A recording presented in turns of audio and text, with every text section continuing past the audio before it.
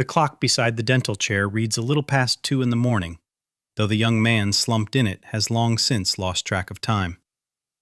His cheek is swollen tight and hot, pushing his jaw out of shape, and every heartbeat sends a dull throb pounding into the back of his mouth. He runs his tongue along the row of his teeth until it reaches the very last one, the one crammed sideways into the corner, and even that gentle touch makes him flinch. Somewhere far behind his molars, a tooth that has no room to exist is trying to force its way into a mouth that was never built to hold it. He is furious at his own body for making something so useless, so needlessly cruel. But he has it exactly backwards. That tooth is not a mistake. It is a message, sent to him across a distance of time so vast it barely fits inside a human mind. We tend to treat these back teeth as a cruel design flaw. Useless. Painful. A part of the body that seems to exist for no reason except to swell up and get cut out. That is the story the dentist's tray of gleaming instruments quietly tells. But that story is wrong, or at least it is looking through the wrong end of the telescope. These teeth are not a glitch that appeared out of nowhere to torment you. They are an inheritance, a tool that served your ancestors faithfully for millions of years, handed down, generation after generation, into a mouth that has quietly changed shape beneath them. To understand why they hurt, you cannot start in the dentist's chair.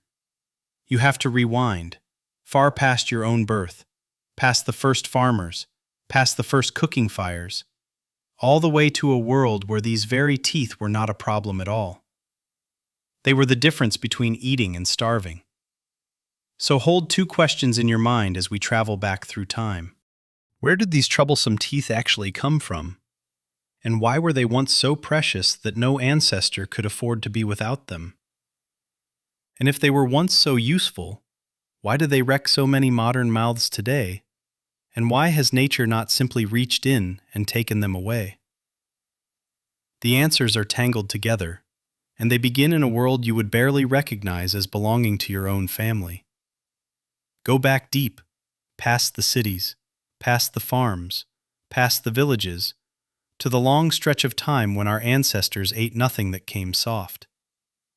Picture a small foraging band under a hard open sky, gnawing on tough roots dragged straight from the dirt, tearing at raw meat still stringy with sinew, grinding fibrous stems and gritty tubers between their teeth for hours of every single day.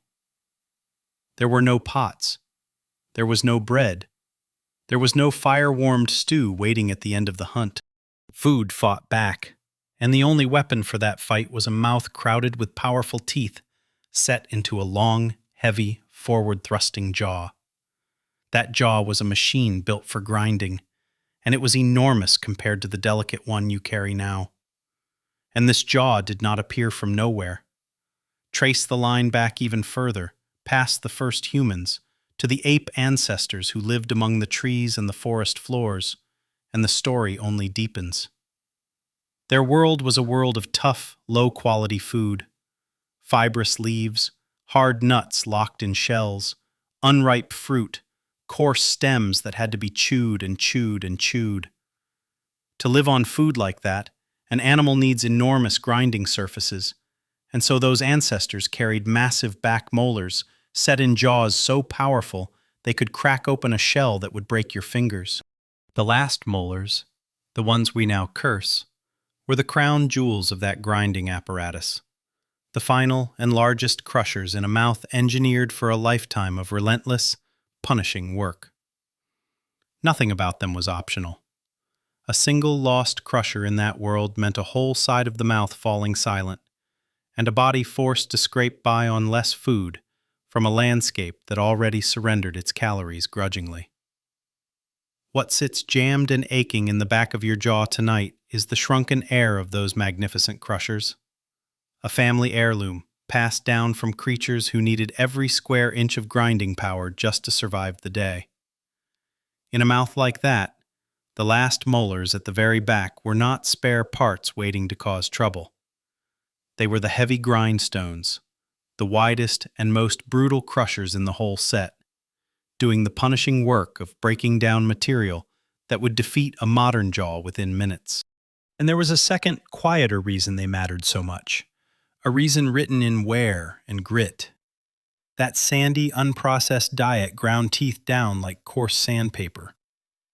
A tooth that began a season sharp could be worn flat and failing before that season was out. Teeth cracked under strain. Teeth rotted at the root. Teeth simply eroded away to useless stumps. In a world with no dentist, no painkiller, and no soft food to fall back on, a worn-out mouth was a slow death sentence, because a body that cannot chew is a body that cannot feed itself. This is where the last molars reveal their hidden genius, and it has everything to do with timing. They do not arrive with the rest of your teeth in childhood. They hold themselves back, waiting deep in the bone, and only push through much later, in the late teens or the early 20s. For our ancestors, that long delay was no accident. It was a perfectly timed reinforcement. By the time a young adult had spent years wearing down the teeth they were born with, a fresh set of powerful grinders would arrive at the back of the line, extending the working life of the whole mouth by crucial years.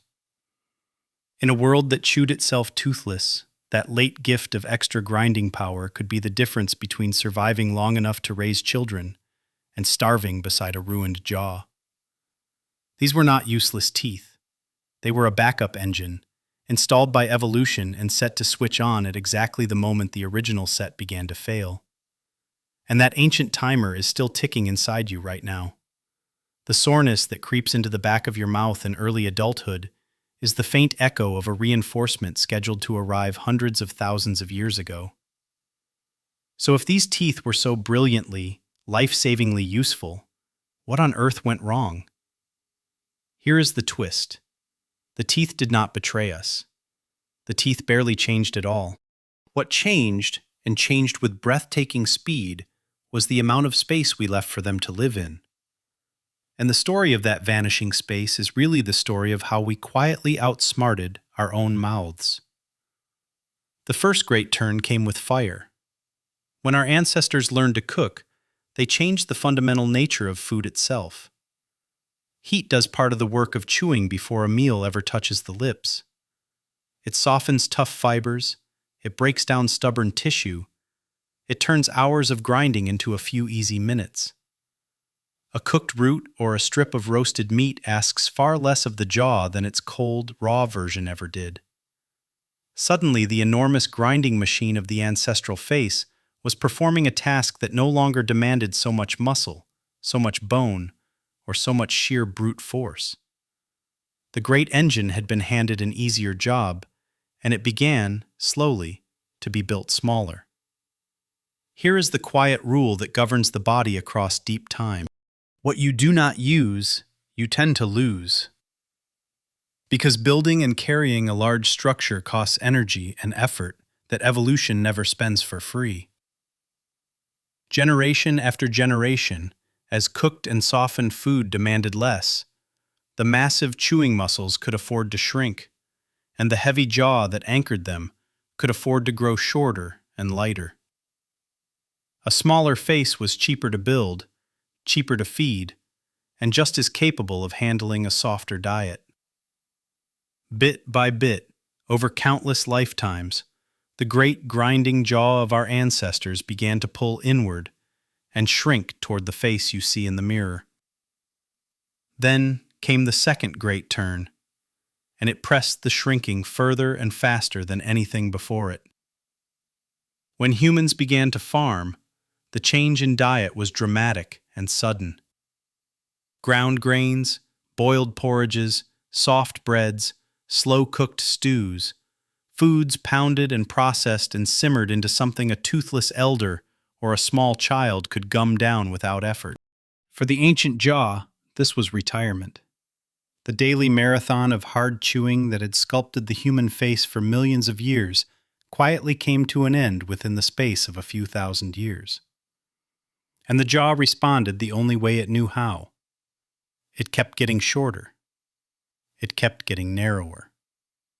The human face folded further inward, flatter and smaller than any of our hard-chewing ancestors would have recognized as one of their own. But here lies the trap, the cruel mismatch sitting at the very center of this story. The jaw shrank. The instructions for how many teeth to build did not. Your body still faithfully constructs the same full ancestral set, including those last heavy grinders crowded at the back, following a blueprint written for a mouth that no longer exists. It is like inheriting all the furniture from a grand old house and being ordered to fit every last piece into a tiny studio apartment. The wardrobes, the long dining table, the four-poster bed, all of it has to go in, whether there is room or not. So the last teeth to arrive push forward into a jaw that ran out of space long ago, and they jam sideways, or trap themselves half buried in the bone, or grind hard against their neighbors with nowhere left to go. The pain in that young man's swollen cheek is not a disease at all. It is a slow-motion collision between an ancient blueprint and a modern face. And now we reach the strangest part of the whole story, the part that turns a simple ache into a genuine mystery. If these teeth cause so much trouble, if a jammed and infected one could, in the centuries before surgery, swell and abscess and spread infection and even kill, then why has evolution not simply gotten rid of them by now? Nature is famously ruthless about cutting away what harms us. So why are these dangerous teeth still here, still arriving, still hurting? To crack this, we have to stop wincing and start thinking like a detective, weighing the suspects one at a time. And make no mistake, the danger was real. For most of human history, there was no way to lift a trapped tooth free. A wisdom tooth wedged sideways could break the skin of the gum and open a small, hidden wound at the very back of the mouth, a perfect pocket for infection to take hold. That infection could swell the jaw, seal the throat, and creep toward the brain, and in a world without antibiotics, it could quietly kill an otherwise healthy young adult in the prime of life. So the puzzle sharpens rather than softens. This is not a harmless quirk that evolution simply ignored. It is a genuinely dangerous trait that for thousands of years sometimes killed the very young people best placed to have children. By every rule we know, pressure like that should have carved these teeth away. And yet, stubbornly, they remain. Something is holding them in place against the tide, and finding out what is the beating heart of this entire story. The first suspect is time itself, and it is by far the strongest of them all. Evolution is slow, almost unimaginably slow, and the changes that shrank our jaws are, by its standards, breaking news from this morning. Cooking reshaped our diet gradually over a very long stretch, yes, but the truly dramatic softening, the farming and the grinding and the boiling of everything, took hold only within roughly the last 10,000 years. That sounds like an eternity to us. To the deep, grinding machinery of evolution, it is barely the blink of an eye. There has simply not been enough time for natural selection to catch up and rewrite the tooth blueprint to match the new, smaller jaw. We are living inside a lag, a widening gap between a body that changed fast through clever invention and a genome that changes slow through patient inheritance. The teeth hurt because our technology sprinted far ahead of our biology and never looked back. But there is a second suspect, and it is the reason this is a true mystery and not just a long delay. Because evolution, it turns out, has quietly already begun to respond. Look closely at people alive today, and you find something remarkable hiding in plain sight. A growing number of us are now born missing one or more of these last teeth entirely. In some populations that share is small. In others, a striking number of people will never grow all four of them, and some will never grow a single one at all. This is not damage or decay. It is a change written into the plan itself, a subtle edit in the blueprint that simply skips building a tooth there is no longer any room to hold. In real time, across the living species, we may well be watching natural selection begin to tidy up the very problem we have just described, quietly favoring the smaller mouths that fit the smaller, softer diet. These teeth are not a frozen mistake. They are a work in progress, caught in the very act of disappearing. So why do so many of us still suffer through them, night after night in dental chairs around the world? Because that edit is incomplete, unevenly spread, and racing hopelessly against a jaw that shrank far faster than any tooth could vanish. Here, then, is the button on the mystery. These teeth persist not because they are useful to us now, and not merely because they are too cheap for selection to bother removing, but because the world we built changed faster than a body ever can. They are a relic caught mid-stride, a tool from an older, harder mouth, still being handed out by an old set of stubborn instructions, in the slow, grinding process of being written out of the human story entirely. And you are living inside that exact moment of transition, in a body that has not yet finished catching up to the soft, easy life you actually lead. So let us return, one last time, to that young man in the chair, cheek swollen, jaw throbbing, in the small hours of the dark. When the surgeon finally works that stubborn tooth free and lifts it into the light, it will not be the removal of a flaw.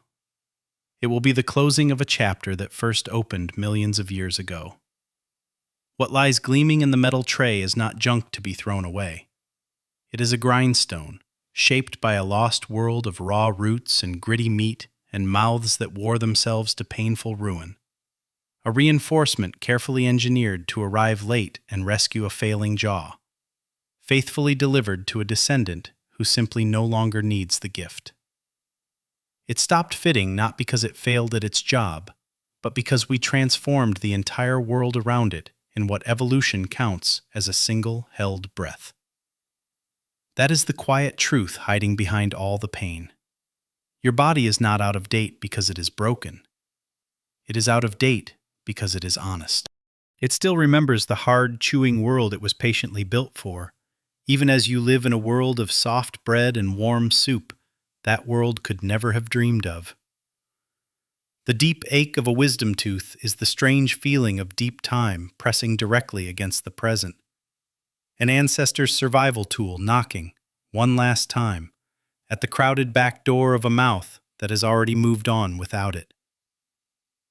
And if you find it strange that a single sore tooth can carry the fingerprints of ancient fire, of the first harvests, and of millions of years of relentless chewing, then stay with me a while. Your body is full of these quiet relics, these tools from vanished worlds still folded into your bones and your teeth and your blood, each one waiting patiently with a story just as old and just as alive as this one.